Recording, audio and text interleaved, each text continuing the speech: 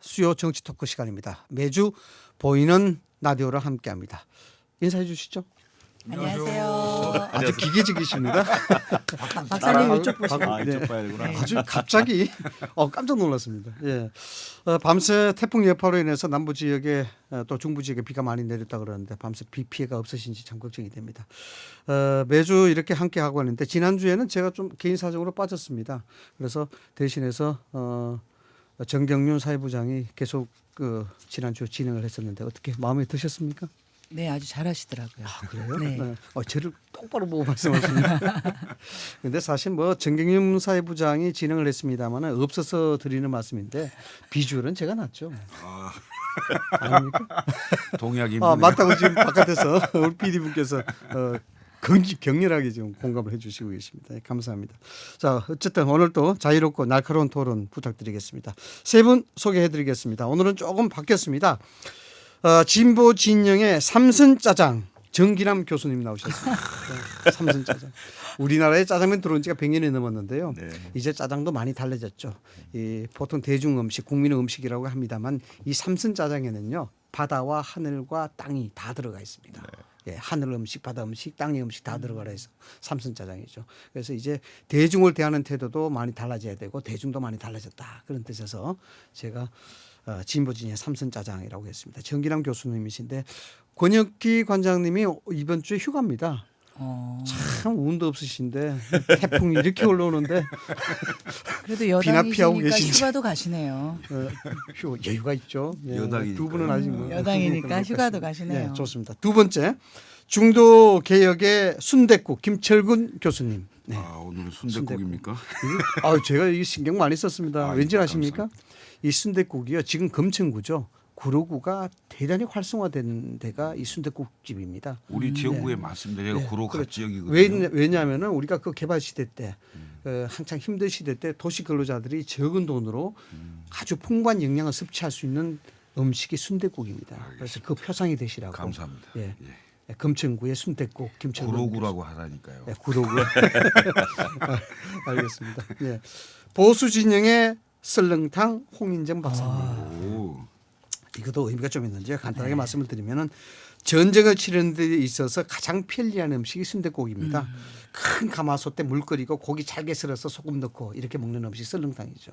예, 그래서 그걸 빨리 먹고 전쟁을 치른다 해서 이게 몽골에서 징기스칸이 군 진영에서 먹던 음식이 설렁탕이라고 합니다. 물론 뭐 우리나라에서 유래가 됐다는 얘기도 있긴 하는데 우리나라에서는 농사를 잘 되라고 왕과 신하 백성들이 함께 나눠 먹는 음식이 설렁탕입니다. 그래서 한국 땅은 외연 확장이 굉장히 필요하죠. 예, 더불어 먹는 음식 필요하다고 해서 설렁탕으로 했습니다. 마음에 드신가요? 제가 점심 설렁탕 살게요. 책임지시겠습니까? 아, 그럼요. 출혈이 조금 상당할 텐데 좋습니다. 자, 세 분 소개해드렸고요. 이번 수요 토크 오늘은 한일 갈등의 치킨 게임 양상 이 부분 그리고 광복절 기념사 무엇이 나올 수 있을까. 그다음에 어제 국회 노영민 실장의 답변 내용 그리고 마지막으로 황교안 대표의 지지 여론조사 이 관련해서 좀 살펴보도록 하겠습니다. 자. 정기남 교수님 오늘 수요 정치 토크 함께 처음 하시는데 소감 갖고 20초 드리겠습니다. 우선 반갑습니다. 그리고 하여튼 이렇게 품격 있고 날카로운 이 아침 저널. 품격은 없습니다. 품격은 없으니까. 불교 방송 아침 저널 이상희 우리 진행자님과 또 김철근 대변인 또 그다음 홍인정 대변인 같이 뵙게 돼서 반갑고요. 어쨌든 1%라도 좀 기여하는 뭐 그런 자세로 오늘 임하겠습니다. 그리고 애청자 여러분도 꼭 이 수요 정치 테크 아침 시사 프로그램을 선도하고 있으니까 계속 끝까지 지켜봐 주시면 고맙겠습니다. 20초 훨씬 지나신 것 같은데 김철근 교수가 아니고 전임자셨죠. 휴가 가시는 갑자기 권익기 관장님 없어서 드리는 말씀입니다만 정기랑 교수님 비주얼이 좀 나요. 그건 인정합니다. 없으면 이렇게 되는 겁니다. 비주얼로 갑니까? 없으면 이렇게 된다는 걸 지금 여실하게 지금 보여드리고 있습니다. 자, 첫 번째 토크 들어가겠습니다. 지난 2일 일본 정부가 가기에서 의결했죠. 한국에 대한 백색 국가 제외 개정 시행령 오늘 공표되는데 이게 갈수록 한일 간 치킨 게임 양상이 치열해지고 있습니다. 이게 정말 앞을 분간할 수 없을 정도로 굉장히 좀 암흑천지라는 그런 생각이 드는데 이 부분 현재 상황 어떻게 보고 보고 계시는지 이전부터 짚어나가도록 하겠습니다. 어느 분부터 이야기하시겠습니까? 우리 처음 오신 처음 먼저니까 먼저 시켜주는 건가요? 먼저 이게 기득권의 이게 전술입니다. 네. 네. 하여튼 일본이 이제 수출 규제 시행세칙 오늘 발표하지 않습니까? 네. 이제 그러다 보면 우리 기업의 어떤 피해 규모라든가 이런 것들이 좀 어느 정도 가늠이 될 것 같아요. 그만큼 이제 피해가 구체화될 수도 있다. 피해가 구체화될 수 있다. 그런 단계로 넘어가고 있다. 뭐 이런 생각이고요. 자, 그럼에도 불구하고 이번 어떤 그 경제 보복 자체가 경제 전쟁을 도발하는 것은 결국은 아베 정권 아니겠습니까? 네, 아베 지금 하고 있는 양상을 보면 뭐 거의 뒤 보지 않고 타협 없이 가겠다는 것 같아요. 네. 그래서 일부 뭐 언론의 표현처럼 뭐 거의 가미가제 특공대 수준 아닌 건지 이런 것처럼 가미가제다. 거의 자해 행위일 수도 있겠다 이런 생각인데 여기에 대응하는 이제 우리 입장에서는 기본적인 저는 기조는 너무 이렇게 좀 호들갑 떨 필요는 없는 것 같다. 좀 차분하면서 호들갑이라 그러면은 뭐 어떤 걸 이야기하는 뭐 이를테면 겁니까? 곧 한국 경제가 곧 내일 모레 곧 무너지는 것처럼 얘기한다든지 의연하게 해야 된다. 의연하게 좀 대처할 필요가 있겠다. 어제 삼성 이재용 회장이 그런 비슷한 얘기를 했죠. 그렇죠. 네. 예를 들면 뭐 이재용 회장이 뭐 긴장하되 위축되지 두려워하지 말자. 두려워하지 뭐 이런 말자. 표현을 썼지 않습니까? 좋은 얘기인 것 같더라고요. 그래서 네. 그럼에도 불구하고 역시 또 위기 상황에는 또 위기 상황에 맞게 대처하는 또 정부 당국 또 어떻게 보면 국가 역량 자체를 총 결집해서 맞서 나가는 그런 걸 통해서 지금 일본의 경제 보복에 대항해서 우리가 이 위기를 잘 극복해낸다면 하나의 전화위복의 기회로 전화위복이다. 만들 수 있겠다 이런 생각이고요. 또 하나는 강대 강으로 맞설 때 맞서더라도 역시 우리가 일본하고 뭐 전쟁할 수는 없는 거 아니겠습니까? 네. 그런 거라면 뭔가 좀 그 외교적 타협안 뭐 이런 것도 좀 물밑에서는 계속 준비하면서 또 이게 국제 여론전이라든지 이런 것까지 함께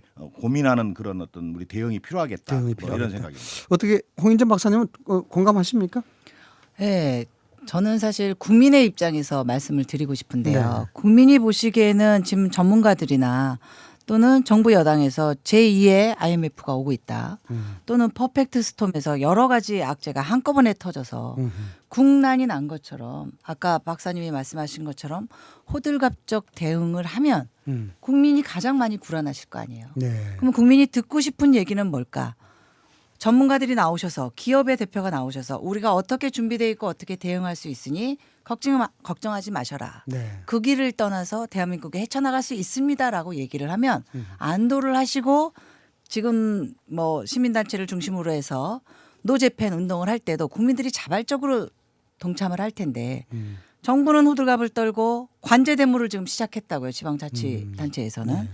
그다음에 국민들이 볼 때는 아무도 이거에 대해서 가늠자를 안 해주니 불안할 수밖에 없고 그러면 여야를 떠나서 저희 자유한국당에서도 몇 번 누차 말씀드렸다시피 초당적으로 화합해서 일단 국민에게 방향과 우리가 해야 될 일을 조목조목 설명을 하는 게 마땅한 도리다. 그런 아쉬운 점이 있습니다. 먼저 정부 측에서 뭔가 여기에 대한 명확한 입장 그리고 그럼요. 대책 이런 것들을 국민들에게 설명을 해야 된다 이런 얘기신 것 같고 이게 사실 뭐 앞서서 말씀을 드렸습니다마는 이 문제가 지금 한일 간 치킨 게임 갈등의 양상이다 이렇게 했는데 일본의 입장은 뭐 그렇다 치더라도 우리의 대응 문제가 이게 지금 뭐 친일 반일 뭐 이런 논란도 있겠는데 어떻게 하면 적절한 대응인가 이게 논란 아니겠습니까 김철우 교수님?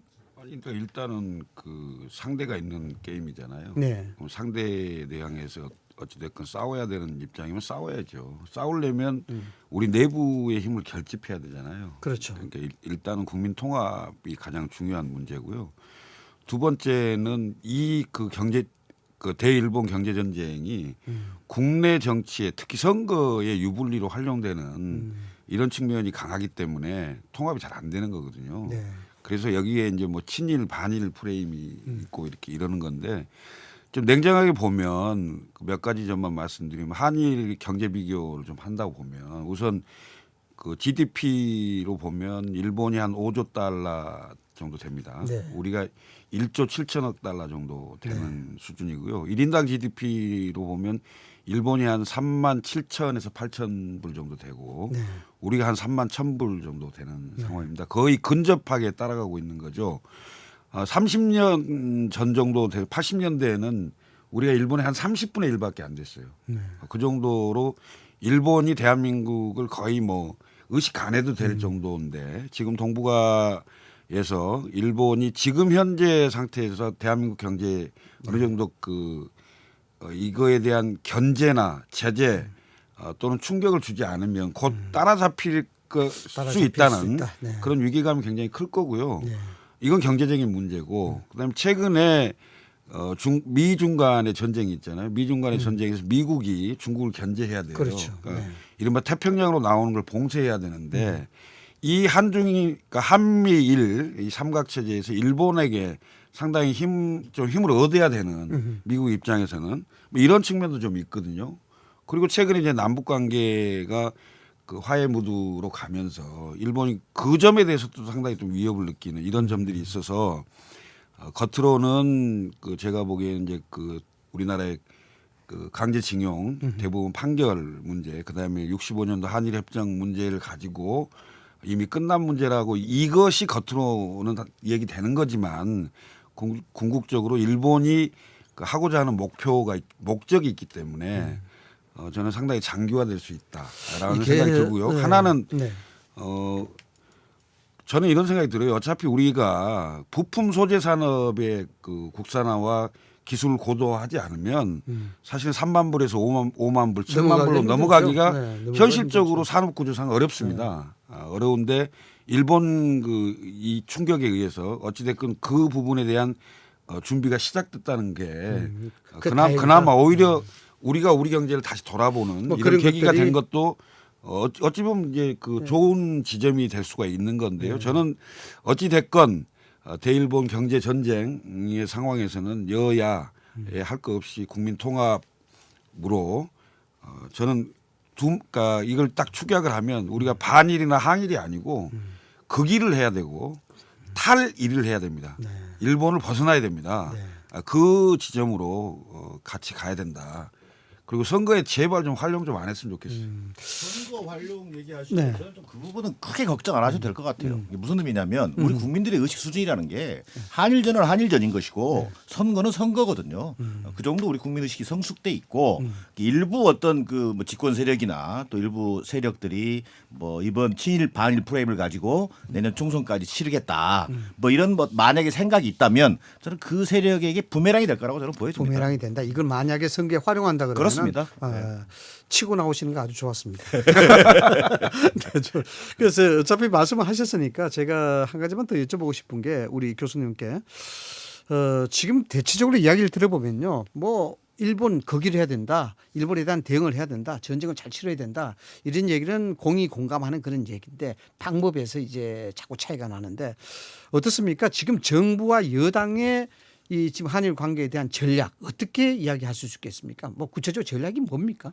기본적으로는 저는 이 어차피 넘어야 될 산이다 일본이라고 하는 게 그렇죠. 이게 어떤 일본의 과거사 문제, 소위 아베 정권의 과거사 문제라든가를 소위 경제 보복 문제로 끌어들인 그 조치의 어떤 부당성이랄까 또 실제 이게 경제 문제 아까 좀 전에 우리 김철근 교수 얘기하셨습니다만 이게 우리 경제하고 언젠가 한 번은 붙어야 될 뭐 그런 측면에서 본다면 이게 하루아침에 끝날 싸움은 아니다. 그렇기 때문에 이걸 좀 뭔가 우리가 이번 일본의 경제 보복에 대해서 너무 표피적이고 뭐 예를 들면 친일 반일 이런 프레임만 가지고는 어렵기 때문에 궁극적으로 장기전을 좀 대비하겠다는 자세가 있는 것 같아요. 그러면 이번 기회를 통해서 우리 아까 말씀드렸던 뭐 부품 소재 산업을 한 단계 또 끌어올리고 또 우리 경제 수준도 과거의 경제 수준이 아니지 않습니까? 뭐 그런 부분에서 좀 적극적으로 대응하겠다 이런 게 있는 것 같고요. 두 번째는 트랙이 분명히 있죠. 그렇습니다. 두 번째는 이제 또 투 트랙으로 얘기할 수 있듯이 역시 외교적인 부분도 우선 당장은 국제 여론전에 좀 주력할 생각인 것 같아요. 국제 뭐 외교전? 지난번에 WTO에서 어떤 제소라든지 또 미국을 어쨌든 간에 또 이 과정에서 중재 과정 또는 견인해 내겠다고 하는 그런데 좀 외교 역량을 좀 집중하고 있는 것으로 보여지고요. 저는 뭐 이게 근본적으로 좀 아베 정권의 어떤 뭐랄까 극우적 어떤 성격의 아베 정권의 도발이라고 하는 것을 좀 우리가 분명히 할 필요가 있겠다. 제가 어젯밤에 좀 자연스러운 기회에 소위 일본 특파원들을 지낸 어떤 언론인들 한 세 분하고 저녁 식사를 같이 했어요. 일본 근데 분들 아니죠. 한국이죠. 예, 깜짝 한국 언론인데 놀랐습니다. 이제 일본 일본 특파원을 말도 했던 하시네. 분이죠. 그래서 일본 사회를 어느 정도는 좀 아는 사람들이라고 할 수 있는데 저는 깜짝 놀랐어요. 2017년 그 문재인 정부가 출범했을 때 일본 대부분 언론의 자막 제목이요. 친북 반일 정권 출범이란 말을 썼다고 하더라고요. 네. 저는 그래서 이게 아베 극우 성향의 어떤 아베 정권이 문재인 정부에 대한 시각 이것들 또 이번 기회에 우리가 잘 지혜롭게 우리가 극복해낸다면 또 이번 싸움을 통해서 또 일본 정부의 어떤 아베 정권의 사과까지 끌어낼 수만 있다면 그 자체도 굉장히 큰 의미가 있겠다. 뭐 이런 판단입니다. 자, 말씀하시는 도중에 삼선 짜증 잘한다라고. 네, 뭐 설렁탕도 한 말씀 해주시죠. 정치 평론을 제대로 하시는 분이 나오시니까 제가 끼어들 틈이 없네요. 근데 구구절절히 옳은 말씀을 하셔서 잠시 듣고 있었고요. 네. 저희 자유한국당에서 지금 비판을 하는 건 일본을 뛰어넘어야 되는 거 맞죠? 네. 그리고 전쟁을 준비했다 그러면 기업이 그만큼 준비가 되어 있는지. 기업이. 예, 우리가 반도체를 걔네가 지금 일본이 지금 우리가 너무 성장했기 때문에 경제 문제 때문에 과거사 문제 끌고 들어와서 간다는 거 국민도 다 아시잖아요. 그러면 기업이 준비돼 있고 나라에서는 얼만큼 지원을 해서 중장기적으로 3년이든 5년이든 이런 계획이 있었을 때 전쟁을 시작하는 거고 그러면 전쟁을 선언했을 땐 외교적으로나 한미든 한중일이든 또 다른 국가에 대해서도 우리가 동의를 받을 수 있는 외교를 미리 전초전을 깔아놨는지 그래서 다른 나라에서 뜨악하지 않게 어떤 한국이 플랜이 있는지. 네. 네. 그리고 또 하나 세 번째가 그러면 국내적으로는 야당과 또는 그 반대하는 세력에 대해서 어떻게 합리적으로 여당에서는 그런 책임이 있잖아요. 설명해서 끌고 나갈 수 있는지. 근데 이 세 가지가 지금 준비가 안 된 거잖아요. 어느 날 갑자기 띡 대통령의 발언으로부터 시작해가지고. 근데 그게 아베 때문이야. 과거사 때문이야. 그 국민도 알고 있는데 경제전쟁 치르는 거. 그래서 안보 문제까지 끌고 들어가는 걸 국민도 아시고 계시는데 준비가 하나도 안 된 상태니 당연히 우리 야당이나 다른 야당에서도 비판을 시작한 거고 그 비판을 시작하니까 갑자기 반일로 끌어들이신 거잖아요. 그러니 반일로 끌어들이면 총선 안 끌고 갈 거라고 하시지만 실제로 국민들은 그러면 내가 올바른 비판을 해도 혹시 이게 친일이 되는 게 아닐까라고 입을 막으시는 거잖아요. 그래서 제가 처음에 말씀드렸던 국민이 동의하거나 국민이 불안해하지 않을까. 여당과 지금 정부에서는 가장 먼저 의중을 살펴야 될 게 외교가 아니고요. 미국의 의중이 아니고요. 국민의 의중이거든요. 근데 국민이 혼란스러워하고 계시니까. 이런 얘기인 것 같습니다. 이 버스를 운전을 하려고 운전대에 앉았는데 운전하시는 분은 빨리 몰려 그러고 목적지로 가려 그러는데 승객들은 기름이 있는지 엔진은 성한지 뭐 이런 것들을 좀 이야기하고 안심을 시켜야 되는데 무조건 뭐 목적지로 운전을 하려는 게 이게 맞는 얘기냐 이런 근데 얘기가 이게 우리나라 내부의 문제가 아니잖아요. 이게 도발을 일본이 한 거고 아베 정권이 한 거잖아요. 근데 그러니까 이런 비판은 있을 수 있죠. 이것이 예견됐는데 이런 상황에서 정부는 뭘 준비하고 있었느냐. 이 지점은 얘기를 할 수 있지만 우리가 도발을 선언한 게 아니잖아요. 네. 우리는 막 대응하는 거잖아요. 그럼 우리 준비 정도가 안 됐다고 해서 굴복할 수는 없는 거잖아요. 나는 그렇게 생각합니다. 그러니까 전쟁을 일본에서 선포하고 나왔는데 우리는 준비가 안 됐으니까 하지 말자 하고 머리를 숙이거나 굽히거나 이렇게 할 수는 없는 거죠. 준비 정도에 상관없이 일단 강대강으로 그 국민적인 에너지를 모아서 갈 건 가되 우리가 혹시 그 상황에서 준비가 안 된 건 뭐였는지 그리고 여야 또 국민 통합적인 관점에서 또 협의하고 그 논의를 해야 될 건 뭔지 이런 점들은 난 충분히 비판 지점이 있지만 그렇지만 지금 현재 상태에서는 비판보다는 일본에 대한 규탄이 더 중요한 문제가 아닌가 이런 생각이 좀 들어요. 그러니까 이 토크가 말이죠. 네. 아니 왜냐하면 자꾸 이게 저도 정부에 대해서 굉장히 비판적인 사람이고 또 이 점에 대해서도 상당히 비판을 많이 해왔습니다만은 지금 지점은 그걸 좀 참고 대승적으로 일단 일본 경제 전쟁에 대한 이런 걸 좀 힘을 합쳐야 되는 게 아니냐 이런 생각이 좀 드는 거죠. 자, 이 토크를 말이죠. 지금 벌써 20분 넘어서고 있는데 이게 이제 이야기가 워낙 예민한 사안이다 보니까 이야기가 끝이 없을 것 같아서요. 그래서 이 문제는 이 문제 하나만 짚어보고 제가 1분씩만 시간 드리겠습니다. 1분씩만 시간 드리는데 이 문제 하나만 짚어보고 다른 문제 넘어가도록 하죠. 정기랑 교수님, 지소미아 파기해야 된다고 보십니까?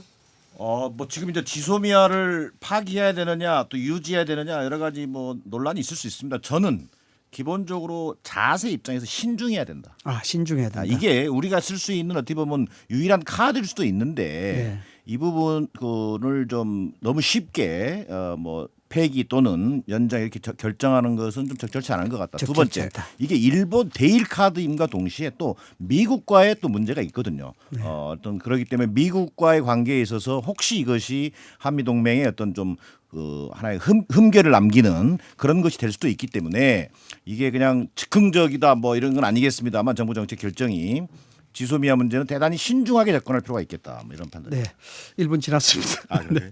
홍인전 박사님. 네. 지소미아 파기는 사실 박사님 얘기하신 것처럼 신중해야 되고 마지막 카드가 돼야 되는데 마지막 카드를 내 보이셨죠. 근데 우리는 지금 북한 핵 문제가 해결이 되지 않고 연일 미사일을 쏘고 있는데 지소미아 파기하겠다. 국민 불안하지 않으시겠어요? 대책은 불안하다. 있는 건지 네. 또 지르고 그 다음에는 이거를 넘어서야 된다. 이렇게 주장하는 거는 저는 무모한 것 같아요. 무모하다. 네. 김철근 교수는 파기를 검토할 수 있다고 봅니다.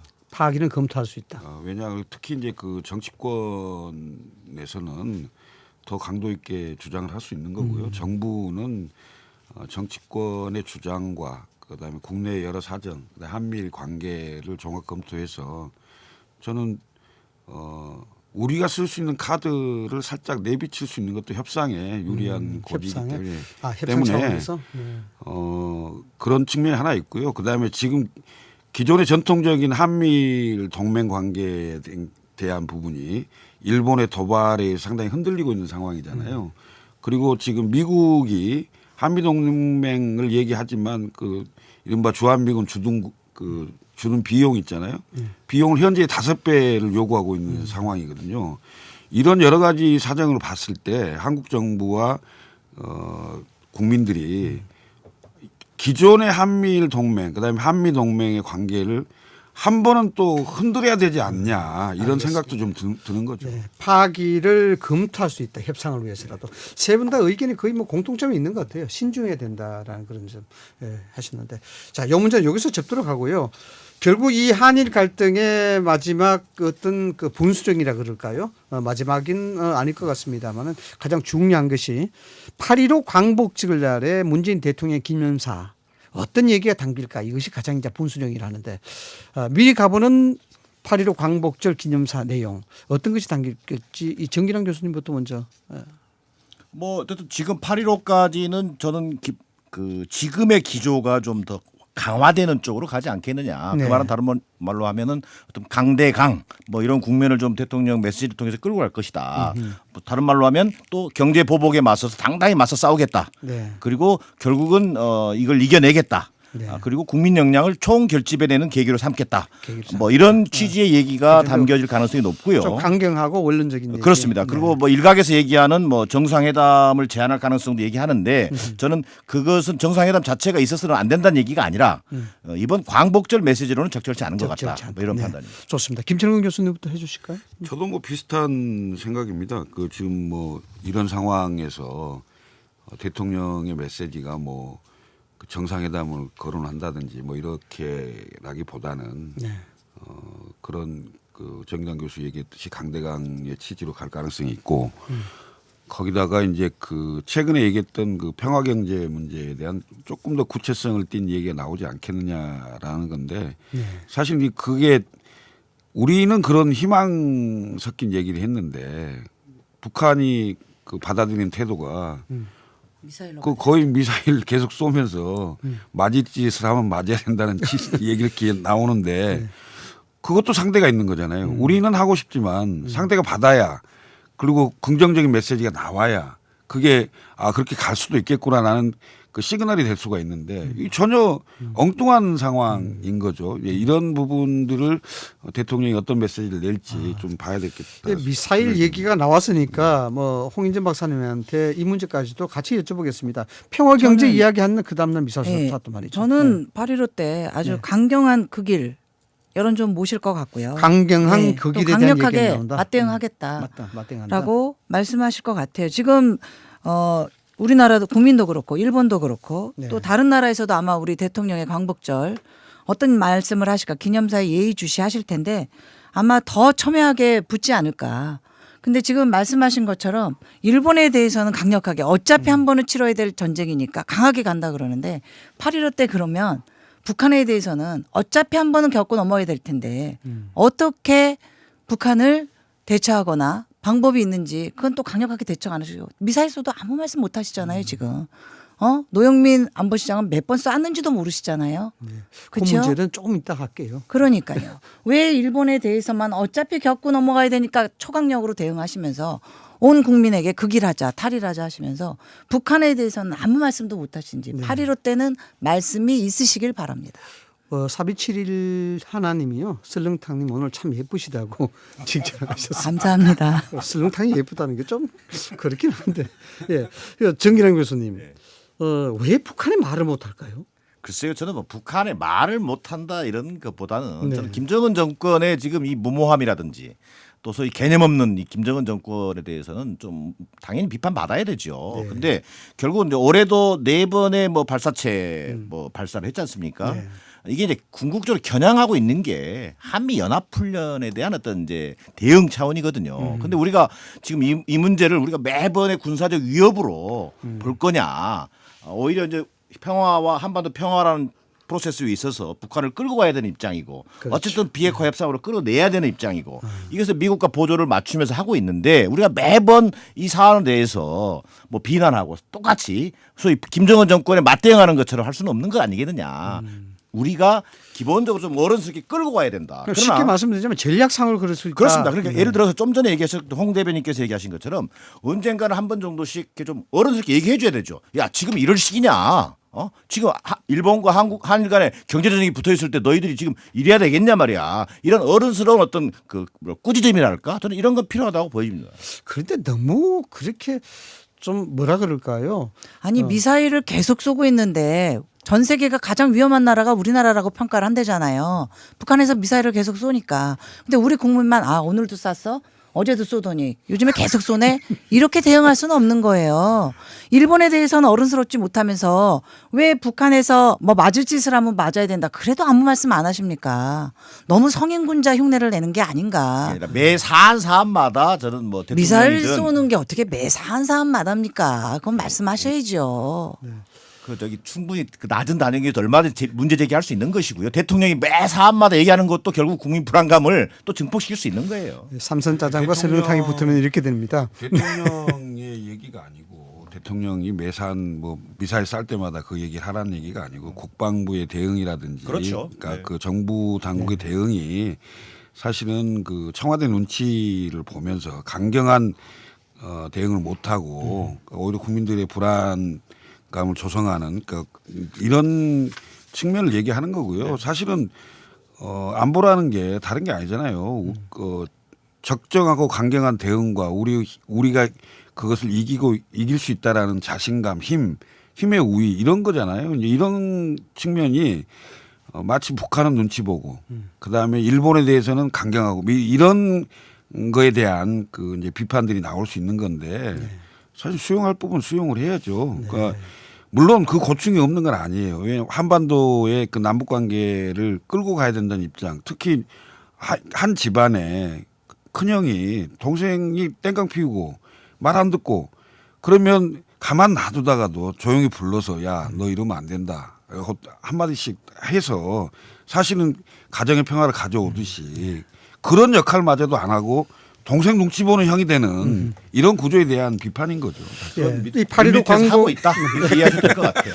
8.15 광복절 기념사를 미리 진단해 보면은 세 분 공이 말씀하시는 게 좀 강경한 그 일에 대한 메시지는 충분히 나올 것 같다 이런 말씀이시고 좀 짚어봤을 때 북한 미사일에 대한 대응 부분들은 뭐 전략상이다라는 부분도 이해는 됩니다만 이 국민 정서도 조금 고려해야 되지 않느냐라는 그런 생각도 듭니다. 자, 이 문제에 있어서 마지막으로 하나만 더 짚어보겠습니다. 지금 뭐 도쿄 올림픽을 보이콧해야 된다. 그다음에 도쿄에 일본 여행 가는 것을 하지 말아야 된다. 여행 금지 지역으로 만들어야 된다. 이런 얘기 나오는데 이게 도움 될까요?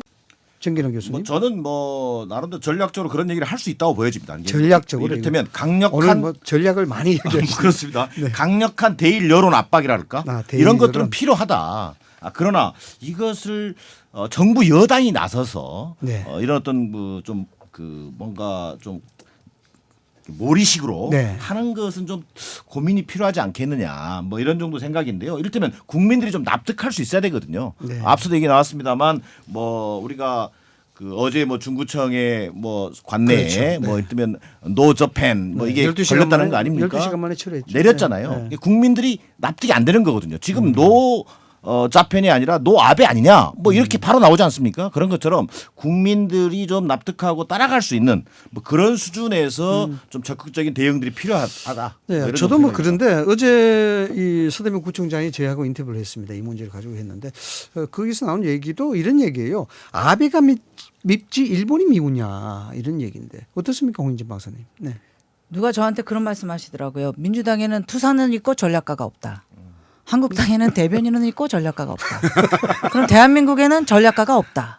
그렇죠. 오늘의 말말말이네. 예. 그래서 국민이 불안한 거예요. 네, 그래서 불안하다. 예, 저희 동네에 일식집이 어저께 저녁에 지나가면서 주인분을 아셔서 제가 인사를 드렸더니 손님이 너무 없대요. 못 오신다는 거예요. 그 반일 때문에, 친일 때문에. 전략가가 정말 필요한 시점인 것 같습니다. 그런데 원내대표 이인영 대표나 최재성 의원께서 보이콧해야 된다. 뭐 방사선이 있어서 음식을 수출 뭐 수입 규제해야 된다. 이런 얘기들을 막 하시면 이거는 해결을 위한 부분이 아닌 거지. 아까 물 밑에서 해결 안 접촉하고 계시다는데 그 접촉하는 거 물 위에서도 확인될 수 있게 해주셨으면 좋겠어요. 예. 국민 선동하지 맙시다. 선동하지 맙시다. 국민들이 이미 자발적으로 노아베, 노재팬 일본 가지 않겠다, 일본 물건 사지 않겠다 이렇게 시민단체와 국민들이 나서고 있잖아요. 저는 어제 구로구청에서 구로구청 행사라고는 하지 않는데 사실상 행정력이 동원된 거죠. 이른바 뭐 관제데모 비슷하게 노재팬 규탄대회를 갔다 왔는데 가서 보니까 통반장들이 다 나와 있더라고요. 뭐 관변단체 분들 다 나와 계시고 이런 행사를 이제 시작하는 거죠. 이제 시민단체 주관으로 하는 것처럼 보이긴 하지만 이 일환으로 중구청에서 사실은 이제 현수막을 건 거 아니겠습니까? 이런 것들이 이른바 관이 주도하고 관이 끌고 가는 어떤 반일 감정 선동. 그건 적절치 않다. 이것은 오히려 역풍이 불 가능성이 있고 왜 우리가 선거 얘기를 자꾸 하냐면 정부 여당 그다음에 정부 여당의 자치단체장들이 앞장서서 이런 행동을 하는 것 자체가 결국은 내년에 선거를 의식한 조직화 활동 아니냐 이렇게 보인다는 거죠. 그러니까 이런 거 하지 마세요. 하면 오히려 악영향이 있을 수 있기 때문에 자발적 국민운동으로 우리 국민들이 잘할 겁니다. 김 교수님 이야기하신 이게 이제 자발적 국민운동, 아까 또 이야기했던 아베가 밉지 일본이 미우냐 이런 것들이 뭐냐 그러면은 지금 일본도 민족 자주적 개념으로 대응을 하고 있는 것이고 우리도 민족적 자주적 개념으로 지금 대응을 하고 있는 건데 이게 일부 학자들은 그렇게 이야기합니다. 민족주의 개념에서 이게 시민적 민족주의다. 일본이 밉지 아베가 밉지 일본이 미우냐 이런 선별적인 어떤 그런 민족적인 부분인데 글쎄 뭐 어떻게 받아들일지 모르겠습니다만은 아무튼 정부가 이런 부분들을 한 방향으로 잘못 몰고 갈 수도 있다는 점도 염두에 두셨으면 하는 그런 바람입니다. 자, 그건 그렇고요. 어제 국회에서 노영민 실장은 왜 그랬습니까, 정기남 교수님? 아니 어제 국회가 열리게 된 배경이 뭡니까? 운영위를 소집한 이유가 지금 한일 경제 전쟁에 맞서서 과연 청와대가 뭐 컨트롤 타워 역할을 제대로 하고 있는 것인지 전반적인 것을 확인하고 또 점검하는 게 상임의 목적 아니겠습니까? 근데 그 와중에 결국은 뭐 한국당의 일부 의원이죠. 뭐 정말 뭐 문재인 대통령이 친일파라는 그 관점 하에서 뭐 이를테면 재판 문제 관련해서 결국은 뭐 문재인 대통령이 관여했지 않느냐, 뭐 사기 위증에도 관여된 거 아니냐 알고 있자 이런 얘기를 하니 노영민 비서실장이 뭐 그 얘기를 듣고 있겠어요. 뭐 대통령 비서실장인데 흥분할 수밖에 없는 것이고 그런 데서 아마 고성에 오가고 또 면책 특권 그런 얘기 하려면 상임에서 발언하지 말고 정론관 가라 뭐 이런 얘기가 나왔었는데 곽상도 의원하고 얘기한 거죠. 그렇죠. 네. 근데 그런 과중에 이제 뭐 핵실험 횟수 가지고도 또 논란이 됐었는데 저는 뭐 물론 비서실장이 모든 현안에 대해서 꿰차고 있어야 된다고 생각합니다. 그러나 결국은 횟수 자체가 중요한 게 아니라 이런 와중에도 2주 동안에 4번이나 북한이 발사체를 발사하고 있다라는 것 그리고 한미연합훈련을 맹비난하고 있는 이 상황에 대해서 우리 정부가 어떻게 대응할 것인지에 대한 청와대 기조가 차분하게 설명이 돼야 되죠. 그 횟수는 본질이 아니지 않습니까? 횟수는 본질이 그런 아니다. 면에서 어제 운영이 모습을 보면서 공이 뭐 청와대 대응이나 또는 뭐 곽상도 그 의원처럼 전혀 현안과 관계없는 대통령의 무슨 뭐 친일 행적 이런 얘기들이 오가는 것이 오히려 국민들로부터 이 정치에 대한 불신이랄까. 그럼 너희들은 아직도 사개 공방이나 하고 있는 거구나. 뭐 이렇게 되지 않는가 이런 생각이 들었습니다. 대체적으로 오늘 첫 출연이신데 선방을 하고 있는 것 같은.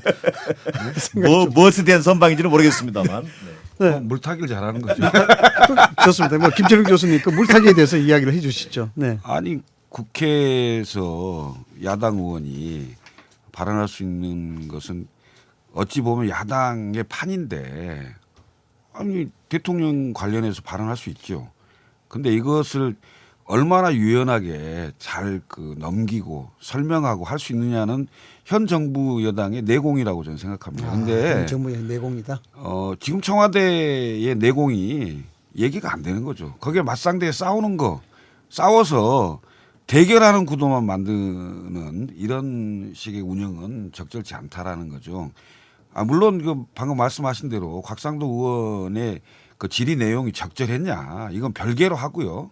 별개로 하고 지금 현재 그 한일 경제 전쟁이라든지 그다음에 북한의 그 미사일 발사에 대한 그 안보 불안 이런 거에 대해서 정부와 청와대가 어떻게 대처를 하고 있다고 자세히 잘 설명을 하고 그런 좋은 기회죠 역으로. 근데 그거는 않고 결국은 야당 의원과 싸우는 청와대 모습만 연출되는 게 과연 옳은 일이냐. 그래서 저는 국정 운영의 무한 책임은 일단 정부 여당에 있습니다. 1차 책임이 있습니다. 1차 책임. 네. 그건 누구도 피해갈 수가 없어요. 그리고 이제 별건으로 곽상도 의원 질의 내용이 지금 현재 시점에서 적절하냐는 또 별개로 비판받아야 될 일이라고 생각합니다. 이런 얘기는 좀 귀를 기울여야 될 것 같습니다. 537 하나님이 문자 주셨는데요. 저희 딸도 어렵사리 창업한 일식집이 안 돼서 크나큰 고통을 안고 있습니다. 젊은이들이 무너지고 있어 마음이 참 아프다. 이게 참 이게 풍선처럼 그런 명암이 있거든요. 이게. 아니 저는 어제 저녁에 지나갔는데 진짜 마음이 아프더라고요. 손님이 굉장히 많은 곳이었는데 오늘 그 뭐 치매 어차피 점심 때문에. 사신다 했는데 스시 사시겠습니까? 아니 그건 안 돼요. 사진 찍을까봐 이해찬 대표 아니 같이 근데 이 설렁탕을 얘기는 꼭 사겠습니다. 합시다 우리가. 일식집이 일본집이 아니잖아요. 그러니까요. 그럼요. 일식 사장님도 우리나라 국민이에요. 그럼요. 그러니까요. 그 일식 먹읍시다. 네. 그럼 오늘 뭐 홍인전 박사님이 스시 사시는 아이 거예요? 그럼요. 말한 건 지킵니다. 좀 전에 청년 일자리 얘기하셨는데 아니 제가 발언을 아직 안 했어요, 아니, 박사님. 죄송합니다. 네, 노영민 실장에 언제 대해서. 끼어들어야 될지 몰라서. 네. 사실 싸울 때요. 조금 얘기를 가볍게 하자면 원래 여의도는 맨날 싸워요. 그렇죠? 여야를 떠나서 잘하고 못하고를 떠나서 국민들이 보시기에는 맨날 싸우고 맨날 국민한테 질타받는 행동을 하세요. 네. 그거는 접어두고 그러면 사실 싸울 때 먼저 흥분하는 사람이 지는 거예요. 네. 근데 이번 정부는 윽박 지르거나 이해찬 대표는 윽박 굉장히 잘 지르시잖아요. 그렇죠? 아무도 못 댐비게. 원래 좀 울컥울컥 하시는 네. 분이시라서. 안 그러면 흥분해가지고 막 쏴붙여가지고 법적으로 하자. 정치하는데 법적으로 하자. 정동관 가서 해라. 면책특권 버리고 법으로 또 붙이겠다는 거 아니에요. 또 하나가 안 그러면 또 SNS에다가 글을 길게 쓰셔가지고 또 논란을 만드세요. 내용이 없는 사람이 싸울 때 흥분하거나 화내거나 아니면 말이 길어지는 거거든요. 정부 여당은 좀 차분했으면 좋겠고요. 차분했으면 좋겠다. 대통령 비서실장은 맨날 우리 대변인께서 잘 말씀하세요. 비서는 입이 없다 그러셨는데요. 저는 입이 없는 건 안 되고 입을 품격이 있고 차분하게 국민이 보시기에 끄덕끄덕 하실 수 있게 대응을 하셨으면 좋겠다. 자, 그 홍인전 그렇게 박사님. 생각합니다. 그건 그런데 황교안 대표는 왜 이래 떨어지는 거예요? 아니 황교안 대표 저는 너무 잘하시는 것 같아요. 잘하시는 왜냐하면 정말로 지금 여당의 이해찬 대표나 노영민 실장 같은 분이 그런 그 성향을 가진 분이 우리 당 대표였으면 지금 싸움 나고 난리 났을 거예요. 아니, 얼마나 차분하게 잘 대처를 아니, 하십니까? 그런데 왜 지지율이 이렇게 떨어지는 겁니까? 지지율은요. 국민 정서가 반일하자, 극일하자 지금 그래줬으면 좋겠거든요. 감정이 아베가 미우니까. 그런데 우리 당이 제1야당이 책임감을 가지고 경제의 문제, 안보의 문제에 대해서 차분하게 얘기를 하니까 국민이 보시기에는 화끈하지 않은 거예요. 화끈하지 않은 것 때문에 우리 대표가 왜냐하면 다른 분 지지율 조사 안 했으니까. 그러면 그래서 한일 상대적으로 갈등에서, 낮게 보이지만 저는 굉장히 차분하게 제1야당답게 대응을 하신다. 그래서 그거에 일비할 문제는 아니다. 그러니까 말씀을 또 요약하면은 지금 한일 갈등 문제로 인해서 황교안 대표의 지지율이 거기에 대한 일종의 좀 역차별 현상을 일으킨다 이렇게 보는 건가요? 네네. 네. 우리 대표까지 흥분하시면 진짜로 혼돈이죠. 되게 친하신 그런데 것 같아요. 대표님이 이 방송을 듣고 계시길 정말 진정으로 바랍니다. 저는 정말 차분하게 좀 답답해 보일 수는 있겠지만 국민이 보시기에 그건 시간이 해결해 줄 문제고 이 위기를 누가 국민에게 차분하게 잘 대응하고 있는지는 황교안 대표님이 잘하고 계신다. 아니 홍인진 박사님은 그 말씀을 어떻게 표정 하나 바뀌지 갖고 말씀을 하십니까? 정기란 교수님은 어떻게 보십니까? 황교안 대표의 이제 그 뭐랄까 대표 취임이 벌써 한 6개월 이상 지났지 않습니까? 네. 그동안 황교안 대표가 보여준 정치에 대한 저는 냉정한 평가라고 보여집니다. 네, 냉정한 평가다. 그 국민들의 평가인데 첫 번째 요인이 뭐냐면 그 보수 혁신 이른바 이런 보수 세력의 근본적 쇄신과 어떤 혁신 이거 단 하나라도 진행된 게 있습니까? 국민들이 느끼기에요. 당내에서 어떤 노력을 했는지 모르겠지만 두 번째 그 친박과의 결별이라든가 소위 이른바 근데 지금 결별 얘기 나왔었습니다만 도로 친박당 논쟁에 빠져 있어요. 여전히 친박이 친황으로 탈바꿈해서만 포위하고 있는 형국을 못 벗어나고 있는 것 같다. 자, 세 번째. 아무리 문재인 정부가 미워도요. 초당적 대응이 필요할 때는 또 초당적 대응을 해주는 겁니다. 해야 된다. 예를 들면 특히 한일 경제적인 문제라든지 과거에 어떤 대통령과의 어떤 면담 뭐 3당 5당 대표와 만나느냐 1대1로 만나느냐 저는 이때가 변곡점이었다고 생각해요. 황교안 대표가 그때 뭐 1대1이 됐든 뭐 형식 관계없이 문재인 대통령을 만나고 그걸 계기로 황교안 대표가 제1야당의 대표로서 뭔가 대안도 제시하고 또 도와줄 땐 도와주고 그러나 또 대안도 비판할 건 비판하고 이런 모습으로 전환할 수 있는 하나의 기회였었는데 저는 그 기회를 놓치면서 국민 여론도 저 사람의 뭐랄까 값이라 그럴까요? 값어치가 저기까지인가 보다 저는 이 지점에 와 있다. 굉장히 위기라고 생각합니다. 바깥에 PD님이요. 정기란 교수님 펜 좀 가만히 두시라고. 네. 자 그러면은 이낙연 총리의 대선은 이렇게 굳혀지는 겁니까? 저는 그렇게 보지 않습니다. 그렇게 보지 이낙연 않습니까? 총리에도 기회는 남아 있다. 기회는 남아있다. 어쨌든 결정적 어떤 그 뭐랄까 테이크오프 할 수 있는 그런 기회가 한번 있을 수도 있겠다. 그러나 그 기회를 과연 낚아챌 수 있을지 이낙연 총리가 그 부분은 좀 의문이다. 교수님도 이 방송을 이낙연 총리가 듣길 희망하시죠? 아니 꼭 뭐 그런 건 아닙니다. 누구 특정인과 관계 없습니다. 특징인가 관계없다. 이낙연 총리님 그 음성으로 말씀드리면 듣고 있습니다. 특히 이번 한일 경제전쟁 문제에 있어서 혹시 이낙연 총리의 역할 지금까지 이런 토크는 것들이 없었다. 어떻게 국민들에게 비춰질지 그것도 하나의 계기가 될 수 있겠죠. 이것이 토크인가 그러니까 개그인가? 1인지와 만인지상이라는 자리가 총리 아닙니까? 네. 국무총리 출신이 대통령이 돼본 적이 없다. 없죠. 대통령 후보를 돼본 적은 이해창 전 총재, 그렇죠. 총리 네. 한 분 계셨는데 결국 대통령이 안 되셨죠. 그래서 네.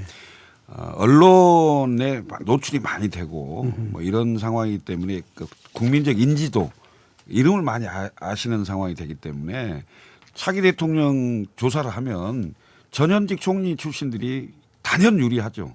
그리고 당 대표 출신들이 유리하고 이런 측면에서 이제 그 좀 주목을 받는 건데 저는 시간이 좀 더 가봐야 한다고 생각하고요. 황교안 대표 같은 경우는 총리까지만 한 게 아니잖아요. 대통령 대행도 한 거잖아요. 그렇죠. 그럼 사실상 국민들이 봤을 때는 대통령을 한 거예요. 대통령 하신 분이 또 대통령을 하겠다? 그러면 잘해야 될 거 아니에요. 제가 봤을 때는 정치로 봤을 땐 초짜입니다. 아직도 공무원이에요. 평생 공무원을 하셨잖아요. 검사하고 법무부 장관하고 총리하고 하셨는데 정치적인 판단, 그러니까 정무적인 판단이라고 할 수 있겠죠. 국민과의 공감 능력 대단히 떨어진다. 그리고 국민이 보는 그 자유한국당이 어떻게 변했으면 한다라는 게 있어요. 네. 이른바 자유한국당이 지금처럼 몰락하고 어렵게 된 게 결국 탄핵 아닙니까? 국정농단의 그 책임 있는 세력이라는 그 낙인 이미지 아니겠어요? 이것을 또 벗어나야 될 거 아니겠습니까? 벗어나려면 방향이 있어야 되고 새로운 인물들이 나와 보여줘야 됩니다. 근데 새로운 인물도 없고 방향도 없어요. 그 안에서 우리는 계파가 없다. 계속 얘기를 하는 거예요. 친박도 없고 비박도 없다. 그럼 친황이 다시 생긴 건가요? 이런 그 이른바 그 태극기 부대를 비롯한 강력한 그 지지 기반, 지지 세력이라는 분들의 둘러싸여서 국민 전체를 보고 있지 못하다. 이대로 가면요.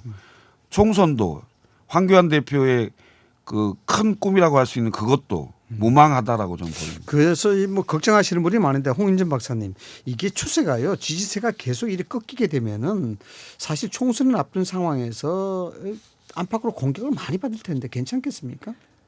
공격 받으시겠죠. 공격 받으시면서 대응하면서 국민의 지지를 받으실 겁니다. 그런데 지금 우리 대변인님이 지적하신 거나 박사님이 말씀하신 것처럼 걱정이 있으시니까 그런 말씀도 주시는 것 같은데요.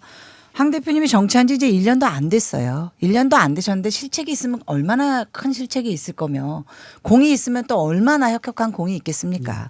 그것도 야당에서. 아직은. 그런데 앞으로 이제 총선까지 남은 동안 당혁신을 어떻게 해야 될지 보수 통합을 어떻게 해야 될지 총선을 어떻게 치러야 될지 이제 본인이 가지고 있는 거 가지고 내놓으셔서 승부를 보실 것 같습니다. 네. 그리고 대통령이 꿈이 아니고요. 대한민국에 대한 걱정이 더 크신 분이라 저는 다 총리를 했고 그다음에 대통령에 대한 고 다른 행보로 가진 않으실 거다. 그래서 그 걱정은 충분히 여러분들을 통해서 평소에도 듣고 계시고 컨텐츠에 대한 부분을 고민을 많이 하시는 거를 제가 직접 본 것도 있고 전해 들은 것도 있고 당에서 준비하는 것도 알고 있기 때문에 이제 국민께서 네. 지지를 해 주실 만큼 내용을 보이실 거다. 예, 알겠습니다. 자, 김철근 교수님, 손학규 대표는 왜 그러십니까? 마지막에 꼭 그런 질문을 하셔갖고 이걸 질문해요? 아주 냉정한 비판을 저는 바랍니다. 알겠습니다. 지금까지 오늘 수요 정치 토크 아니 뭐 한마디라도 해야 될 거 아닙니까? 10초 드리겠습니다. 앵커님 모르시듯이 저도 잘 모르겠습니까? 모르겠습니다. 왜 그러신 거죠 도대체? 예. 자, 보이는 라디오로 매주 함께 하고 있습니다. 뭐 적당한 위트 그리고 비유로 해서 좀 딱딱하기 쉬운 정치를 쉽게 풀어가려는 그런 의도가 있습니다. 좀 듣기 불편하시더라도 이해를 해주시기 바라겠습니다. 지금까지 설렁탕 홍인정 전 자유한국당 부대변인 그리고 순댓국 김철근 전 바른미래당 대변인 정기남 삼선짜장 동국대 개공교수 함께했습니다. 오늘 토크 깊이 있게 해주셔서 감사합니다.